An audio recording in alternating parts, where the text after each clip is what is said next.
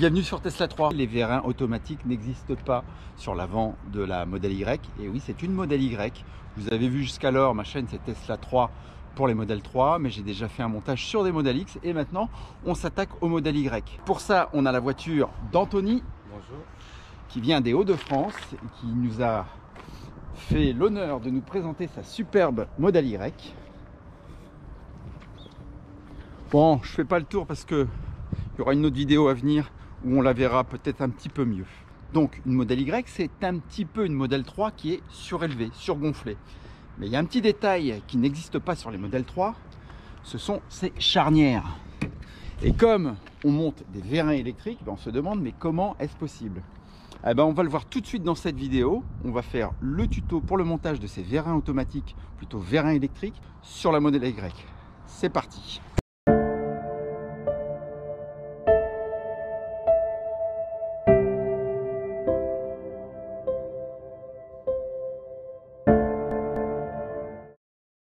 Pour le matériel, on s'est équipé d'un matériel Ancho ici. On va faire tout de suite l'unboxing.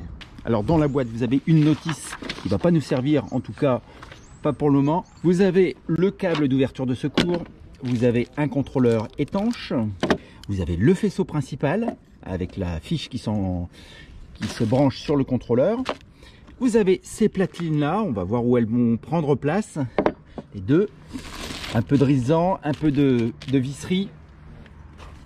La fameuse platine qui vient à l'avant pour l'ouverture. Et puis les deux vérins. Donc là, au bout de la platine, bien sûr, on a le moteur de succion. Allez, on commence à démonter. Alors première chose, le dessus. Alors c'est beaucoup plus important que sur la modèle 3. Parce que sur la modèle Y, on a un filtre EPA. Il est assez gros. T'as mis un joint là? Ouais. Ah, il a mis un joint ici, vous voyez. Vous ne l'aurez pas si vous avez votre véhicule d'origine.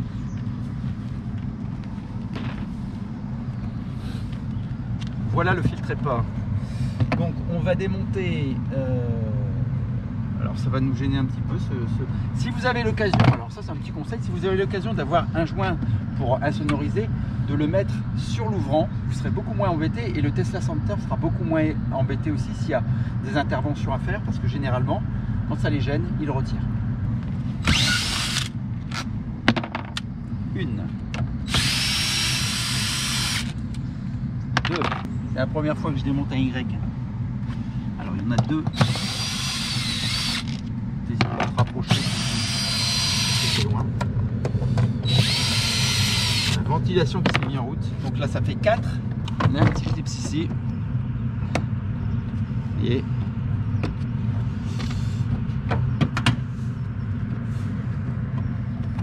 ah, il y a peut-être ça à démonter.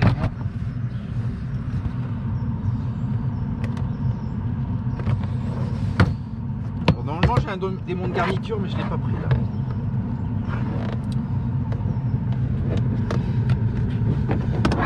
Démonte la petite fiche.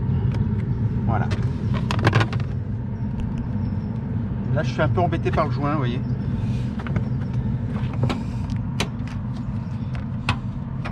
Normalement ça vient plus facilement.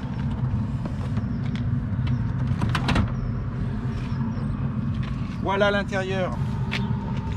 Donc en démontant, vous pouvez constater peut-être que vous avez cette fiche là qui est en attente. On se demande ce que c'est avec Anthony. J'émets l'hypothèse que c'est pour le branchement du HomeLink, c'est-à-dire l'ouverture automatique de votre garage que vous pouvez faire en service center après votre achat, hein, moyennant quelques centaines d'euros.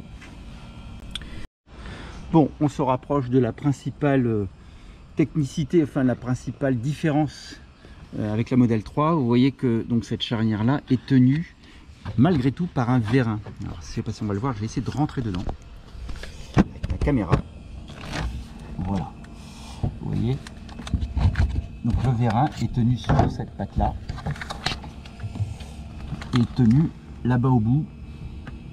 Donc notre mission ça va être de démonter le vérin avec ce qu'il faut et puis de dévisser cette rotule pour mettre une rotule adaptée, celle qui est fournie par le kit Ancho. Alors vous mettez un petit chiffon ici sur le côté hein, pour pas abîmer votre peinture et vous glissez un tournevis, j'espère qu'on va le voir, glissez un tournevis dans la petite languette, le petit collier. Alors je te laisse reprendre la caméra et normalement ça part tout seul. Il vaut mieux s'y prendre à deux, comme ça il y a quelqu'un qui maintient en même temps le toit. Donc on a maintenu le coffre hein, avec un balai ici, si vous voulez vous abstenir d'avoir quelqu'un à côté de vous. Pour enlever la première partie du vérin là qu'on a enlevé avec le tournevis, c'est facile parce que c'est accessible. Par contre l'autre il est complètement en bas, il est inaccessible, on ne peut pas accéder à la fente. Donc vous voyez, on va être obligé de démonter l'écrou qui tient cette rotule. Et donc pour ça on prend une clé de 13, on dévisse simplement, on laisse le vérin dessus et puis on mettra la petite platine que nous a donné Ancho. Allez c'est parti. Alors vous voyez, il faut pas des trop gros bras hein, parce qu'il y a juste la place pour mettre le bras. L'avantage c'est que vous ne perdez pas la vis dedans, elle tient avec le fameux vérin. Donc on était comme ça, on a juste démonté ça. Alors nous allons maintenant mettre la platine du côté droit.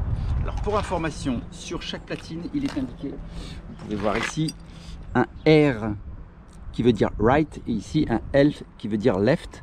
Right c'est toujours par rapport à la position de conduite. Donc là j'ai démonté le côté droit, je vais mettre la platine de cette façon là. Vous prenez pour cela la vis mécanique la plus courte, on a une plus longue, ça sera pas pour ici, ça sera pour ailleurs, donc la plus courte, et vous mettez une rondelle derrière. Il y a juste 2 rondelles, il y a d'autres rondelles mais elles sont plus petites, donc ça sera pour la serrure. Et donc là le plus gros trou de la rondelle et la plus courte des vis mécaniques. Il faut une clé BTR et donc on va chercher ça.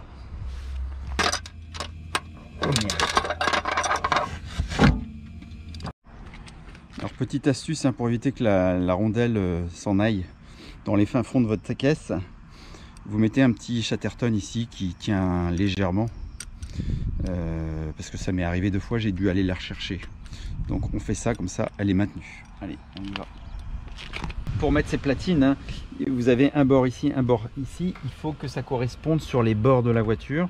Dans un premier cas, je l'avais mis comme ça, donc ça rentre, mais ça, voilà, vous calez moins bien le support. Voilà, ça doit prendre place comme ça. Et après, on resserre.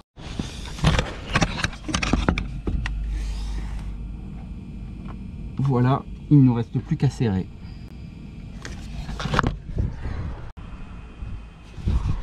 Bon, côté gauche, on galère tellement que on a voilà, mis un Chatterton là avec la rondelle derrière.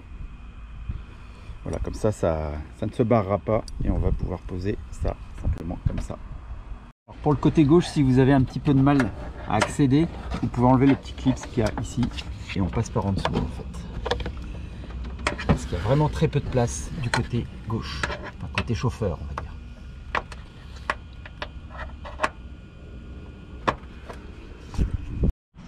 Donc nous allons mettre les vérins. Alors c'est bien estampillé modèle Y ici, hein, c'est spécifique.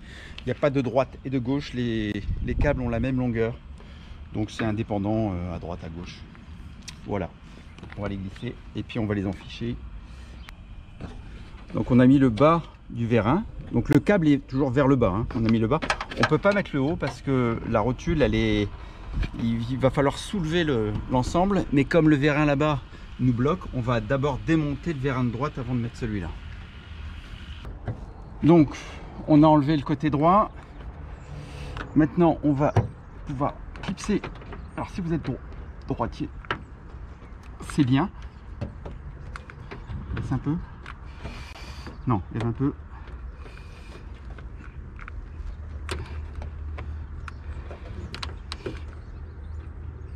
C'est pas évident.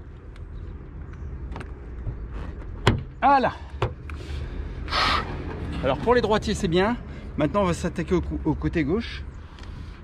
Vous voyez, j'ai déjà fait des petites traces. C'est pas évident. Bon, je vous montre mes bras, hein. Il y a en fait un petit peu moins de place ici à droite parce qu'on est gêné par cet ensemble là. Voilà, donc on a fait la chose la plus inaccessible. Je sais pas si c'est la plus difficile, mais en tout cas la plus inaccessible. On va continuer, on va s'intéresser maintenant à la serrure. On a enlevé la bassine, mais il faut quand même enlever le filtre EPA, tenu par deux vis, une à droite et une à gauche.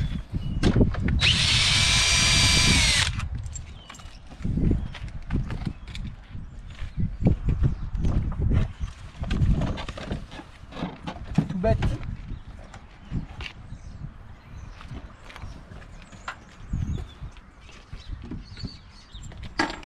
En fait, c'est l'intérêt de regarder le tuto jusqu'au bout avant de commencer le montage. C'est que effectivement, il faut démonter ça parce qu'on a beaucoup plus d'accès ici sur le côté droit du véhicule. Par contre, ce que je vous disais tout à l'heure, c'est qu'il n'y a pas ici, à cause de ça, je sais pas ce que c'est, une pompe, il n'y a pas de place. Donc avec ou sans filtre, de toute façon, on aurait été en galère. Donc la prochaine étape, on va démonter ça. Mais avant de démonter, il faut marquer l'emplacement. Si vous voyez, là, il y a une écrou, les deux écrous qu'on va dévisser, mais il faut marquer l'emplacement. Alors, je suis désolé, je n'ai que du Chatterton noir. C'est pas très visuel sur la vidéo, mais ça fait le job. Voilà, vous marquez comme ça, vous marquez dans l'autre sens. On fait un petit losange. Alors ça, vous pouvez l'enlever. Alors, toujours pareil, hein. Vous voyez, il y a un verrou ici. On tire sur le petit truc rouge, vous appuyez et vous enlevez simplement. Comme ça va vous aider. Et voilà. Donc vous mettez 3 Chatterton. Comme ça, on a marqué exactement l'emplacement. Quand on remontera, il faudra s'appliquer à respecter. Vous faites la même chose de l'autre côté. Donc avec une douille de vis, vous démontez ces deux vis là. Et tout de suite là ça descend, vous voyez, heureusement qu'on a marqué parce que tout de suite vous avez l'ensemble qui descend. Alors ce qui est bien dans les vis Tesla, c'est que la rondelle elle s'en va pas. Mais on va mettre d'autres vis, donc celle-là, vous les gardez de côté si vous voulez remonter à l'origine. Donc maintenant on va enlever le ressort original.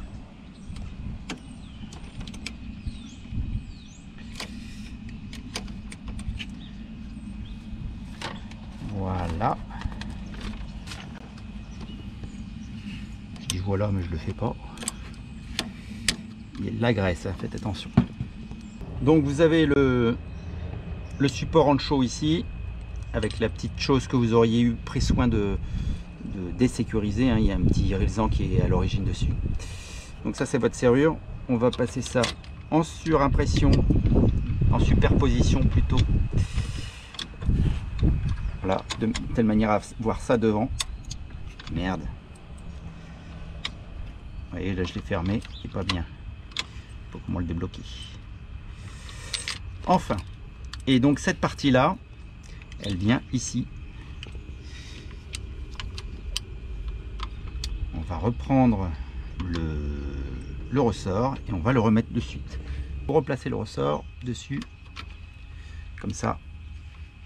Et vous le tendez pour le faire prendre ici. Comme ça, vous êtes cette partie-là qui ne peut plus s'échapper à cause du ressort, grâce au ressort.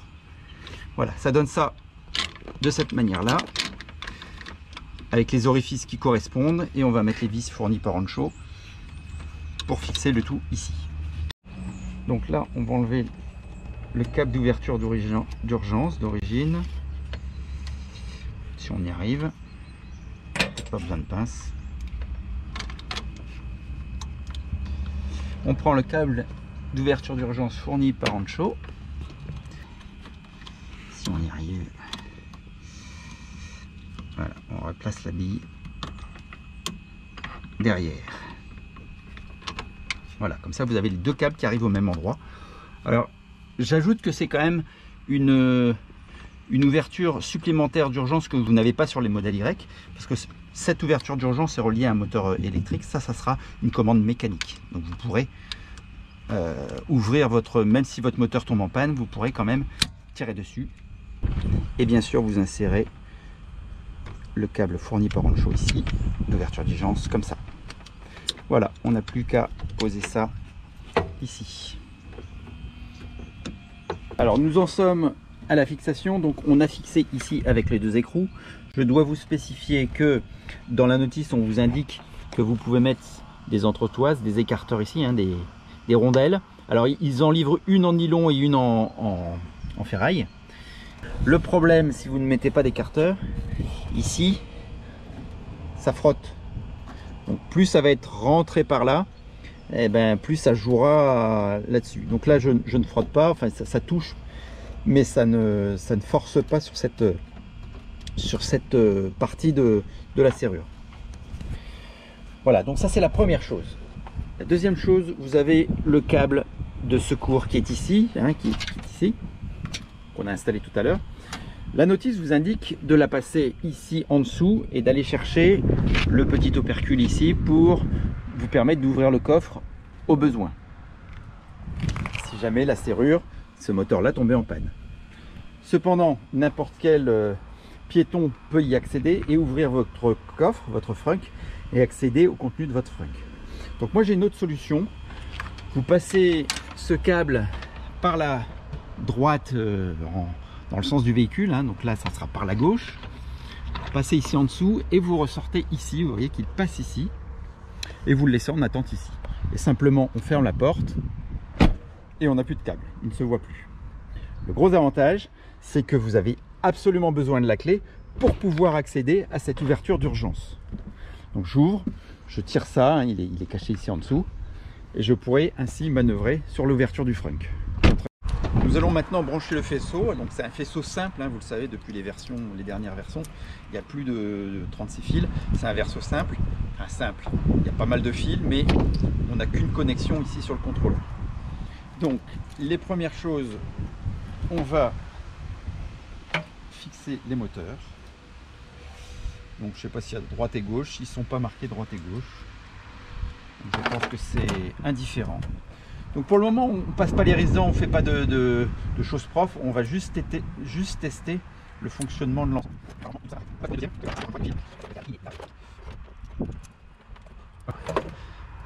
Qu'est-ce qu'il me reste comme fil? Il me reste celui de la masse. Alors la masse, si vous arrivez à le mettre sur la batterie, vous pouvez. Sinon, il y a une autre masse qui se trouve ici, hein, ou ici. On va prendre celle-là, ou celle-là. On va prendre celle-là plutôt. Là, j'ai l'habitude de prendre celle-là sur les autres vidéos, donc je vais prendre celle-là. Donc on va mettre la masse ici. Il me reste celui où il y a le petit truc violet là. C'est celui qui va à la serrure. Pardon, à la serrure ici. Donc vous le rebranchez dessus, pardon. Branchez dessus. Oh oh. Et on reprend celui du faisceau original, celui-là. On reprend. Donc c'est un câble en Y, hein, simplement. Voilà. Et vous refermez ici. Donc là, la serrure est branchée. Reste celui du moteur du succion, celui qui est rouge et jaune. Donc même chose, on appuie, on écarte et on tire. Vous voyez, c'est rouge et jaune aussi, hein, vous ne pouvez pas vous tromper. On le réinsère dedans et on le remet bien jusqu'au bout. Alors vous avez vu, il y a la partie jaune, hein, je vous le ressors. La partie jaune, c'est du caoutchouc, c'est pour l'étanchéité. Donc attendez bien le clips pour pas qu'il y ait d'infiltration d'eau. Voilà. Il reste ça. Qu'est-ce que c'est que ça? C'est celui du moteur du succion ici. Alors, le moteur du succion, on va le coller ici. Donc finalement, le moteur du succion, c'est là, hein, sur le montant qu'on va le mettre. Pas ici, parce qu'on a peur que ce soit gênant pour quand on va remettre la bassine. Donc vous le mettez là. Donc du moteur de succion, vous avez pardon, sur notre faisceau, il reste ce câble là. Donc on va mettre directement ici. Voilà. Qu'est-ce qu'il va nous rester? Alors, comme on le disait, ce bouton, ce faisceau là, c'est le faisceau d'origine, c'est pour le bouton qui se trouve sur la plaque qu'on a démontée tout à l'heure. Donc ça, on va le scotcher. On n'en a plus besoin parce que contrairement au modèle 3, on ne le réutilise pas. Donc on va utiliser celui qui a sur le faisceau Ancho et on va directement le mettre sur le bouton. Et il restera deux choses, la masse qu'on va mettre tout de suite et puis la batterie. On fait ça tout de suite. Donc là, ça.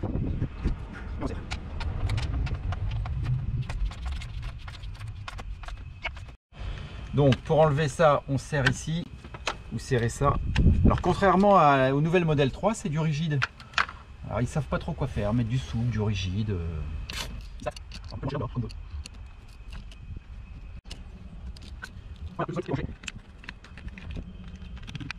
Pour ceux qui s'inquiètent, il y a toujours le fusible de présent ici. Si jamais il y avait un pépin, on ouvre, il y a le fusible. C'est bon. Donc il reste le contrôleur à brancher. Le contrôleur, on va le mettre ici. Voilà, on va le coller. Et avant ça, on va tester ici.